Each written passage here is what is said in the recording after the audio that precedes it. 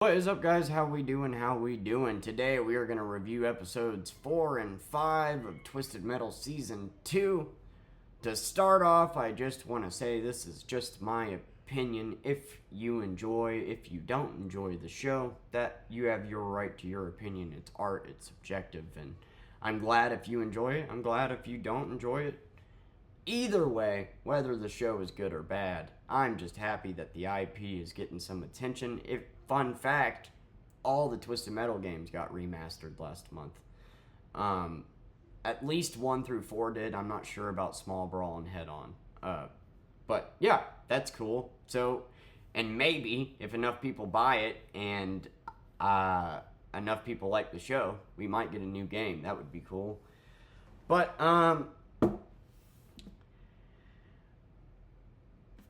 Twisted Metal Season 1, the show altogether isn't exactly, an Emmy nominated show. It's not a show. It's a show that you can definitely nitpick. It's one of those that it's got its problems, but it came together in the end. Season 1, the first 2 episodes were but they actually pulled it together. I think they did a great job developing the characters. I think that the show overall, season 1, ended up being pretty good.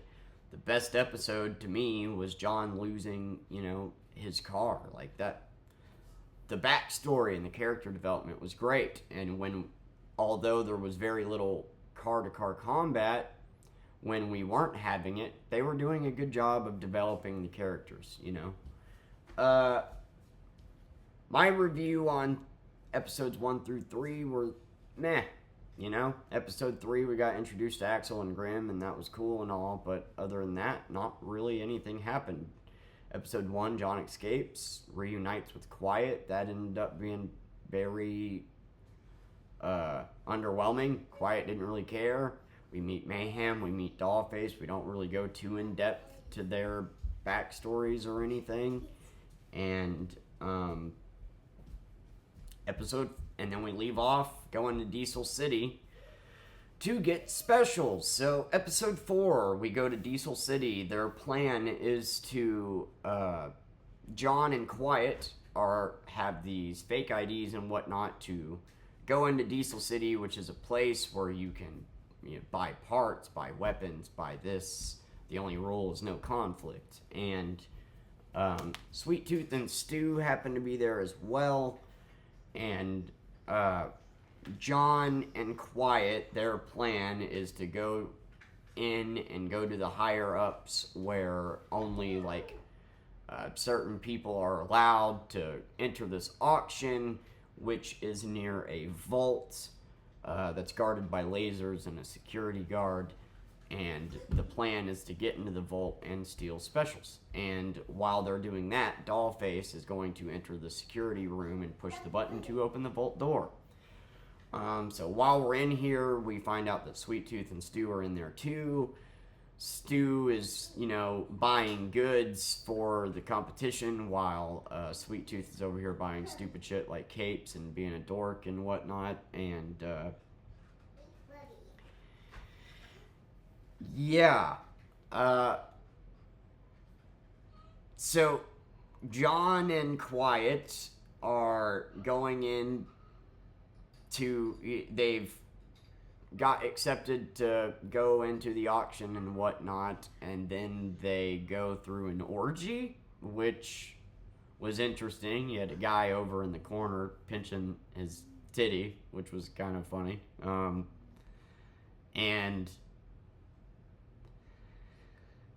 But man, the writing in this episode is just so unbelievable. Like, you're telling me that somehow, some way, John's ID passed, fine, okay. Now they deal with this orgy, okay. But then we get to the vault where we're supposed to steal all the goods and the specials, and as this is happening, Stu, for whatever reason, gets taken by the guards, which was just a conveniently, lazily written way to get Stu up there close to the vault. And when they get to the vault to steal all these goods, what do? Well, they decide to fuck, and then the entire place gets lit on fire, and then while they're doing it, Stu comes in and steals all the weapons. And then the dude, I don't remember his name, sees that Stu is stealing all the weapons after he gave him so much flesh, as he said. And Stu carries out his first massacre on all the people doing an orgy. Stu is definitely starting to lean more into his murderous side, and Sweet Tooth is proud of that. And but while they were banging and whatnot, and Dollface was opening the button, we get a cool fight scene with Dollface and Sweet Tooth to What Is Love, which is perfect. And they find Dollface and Sweet Tooth find an EMP, and Sweet Tooth is trying to recruit Dollface to be on his team. She says no, then they fight over the EMP, and Mayhem, who is 50 pounds, comes in and beats Sweet Tooth with the cape. That's the only reason the cape existed, was for Sweet Tooth to lose that fight, and that's what happened. And the whole episode was built around stealing these weapons, and instead we get into the vault, get no weapons, and Dollface leaves with an EMP. That's the episode. Great. Now we get to episode 5. And episode 5, the competition. Oh, yeah. And the episode ends sitting by a campfire where, Quiet is like, the competition starts tomorrow. I can't believe it. Do you think we're going to win? And that's the moment that you guys could have had sex uninterrupted for more than 2.5 minutes. Whatever. Then we get to episode 5, and it's pretty good. The competition is starting, so everybody's showing up. We're starting to meet everybody. We're getting introduced to everybody. You got Junkyard Dog, who's actually in the games. You got the Bug Lady, who's actually in the games. Don't remember her name. We find out Preacher is dead, but there's a baby born. Which is kind of a bummer. I was looking forward to, even though I didn't see Jason fit the role of the Preacher, what they wrote for him, he performed well. I was kind of looking forward to seeing him. Raven shows up, the girl that, I guess took over I don't get it. Are there 2 Ravens, or are we just supposed to casually forget that Sydney was Raven and now this chick is Raven? Anyway, she enters the race. She is fine as hell. I need me a goth wife to boss me around and tell me what to do. I would comply. Anyway, she enters the race. And Dollface decides she's going to enter the race too, rendering the race that they had pointless for who was going to enter the race. Dollface wants to look out for them, and Mayhem wants to join too, and I'm just trying to figure out, you guys do understand this is a battle royale, right? 1 car wins. So, if they plan on writing this in a way where more than 1 car wins, that's going to kind of piss me off, man.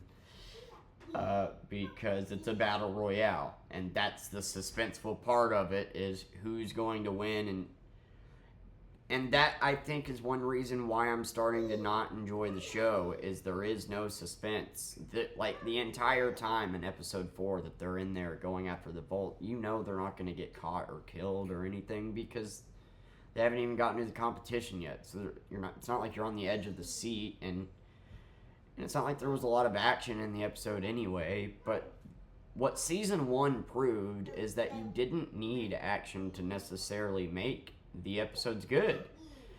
And I just think the writing and the character development that season 1 ended up having, season 2 does not have so far. We are at episode 5. We are halfway through the season, and I don't feel like a single thing has happened.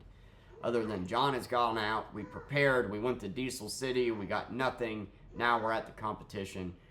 And we find out Sweet Tooth and Mr. Grimm have a history. And yeah, we get introduced to all the characters that are going to be in the competition. And it turns out Mike, Stu's buddy from season 1, is somehow still alive. And guilt trips Stu for helping out Sweet Tooth, which was like, dude, this guy is over here trying to pass on moral judgment when he threw Stu under the bus every single time in season 1. I get it, it's a survival thing, but every opportunity he had to screw Stu, he took. And every opportunity Stu had to screw Mike, he didn't take. And saved Mike's life. And now Mike's coming in with his moral judgments. And honestly, like, the writing can be summed up with this one bit of dialogue. Apparently, Mike got found by butchers, and he was going to be eaten, and Mike told the guy that was going to eat him, a man that eats a man is no man at all.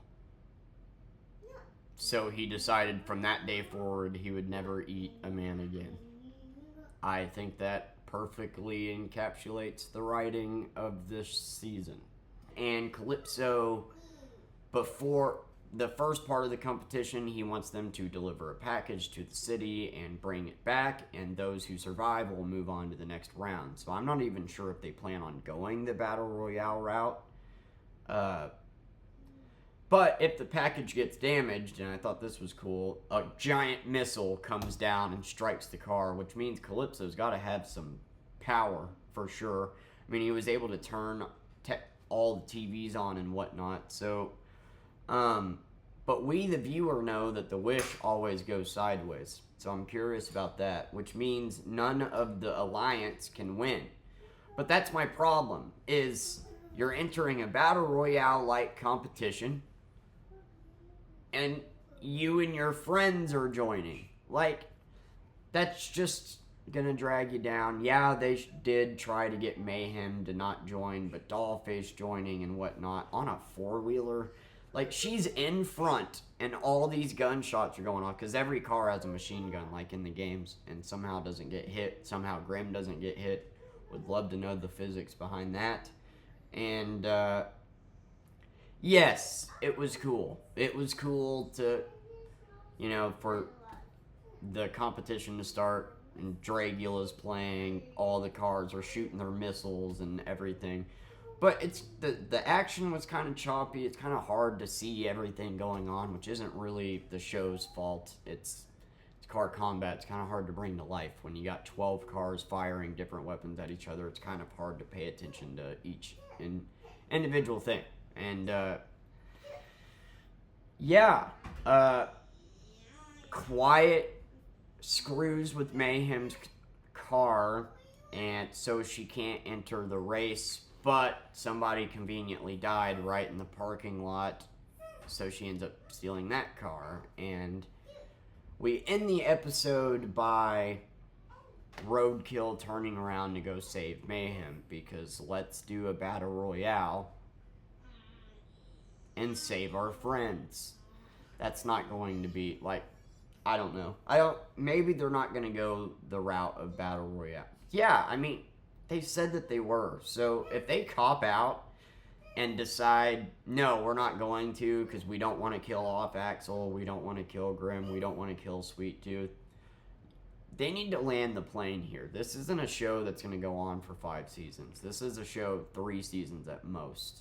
Like, I'm thinking that we'll end with the wish being turned upside down, and season 3, if we get one, will be the aftermath of that. I don't see how much more you can do. The action scenes were cool, but what was great about season 1 is you didn't need action to be entertained. Here, I feel like the first 4 episodes, other than meeting Axel and Grim, were very mediocre. And on Rotten Tomatoes, it's got like a 90%, and people are talking about how the character development has been so amazing and in-depth, and the writing is phenomenal, and the jokes are hitting. And, like, I'm not trying to be that sourpuss. This is not an Emmy-nominated show. This is low-hanging fruit to pick apart, so I'm not trying to be that guy. This is a turn your brain off and enjoy it show. But when the jokes ain't landing, when the writing doesn't make any sense, when there's no suspense because we're not even at the competition yet, when it hasn't been as gory. If the action's going to be the only entertaining part of it, then that sucks because they actually managed to do a good job of making the show entertaining last season without it being action-packed. And so far, by episode 5 last season, I was invested. Obviously, I'm looking forward to the rest of the show now that we're in the competition, but those first 4 episodes, I don't know how they got a 90% on Rotten Tomatoes. I don't know what they're talking about with character development and whatnot. It's not like we got an origin episode about Dollface. It's not like we got an origin episode about Mayhem like we did in season 1. We just got a quick, here, this is who I am. We didn't get an origin to Grim or an origin to Axel. Like, what character development are you talking about? If anything, it seems like Quiet regressed. She's back to just bickering with John, but then now they're having sex again. Like, there hasn't been any emotional beats like there were in the first season, and I don't know, man. I'm just not liking it. I wish I could say differently. I wish I could be part of you that are liking it and enjoying it, but I have just not cared for it so far, which sucks because I really thought I was going to love this season, and we're already halfway through it, and at this point, I don't know, man. But we'll see. We'll see how it goes. I do think it suffers from being 30-minute episodes, but we'll see. I'll be back next Thursday to review episodes 6 and 7, and yeah, this is just my opinion on it. If you enjoyed it, no hate to you or anything. I'm glad you enjoyed it, and I'm glad the IP is getting some attention. It just hasn't been, I don't know. It just hasn't been hitting for me, unfortunately. But anyway, I love you guys. Thank you for watching, and I'll see you tomorrow.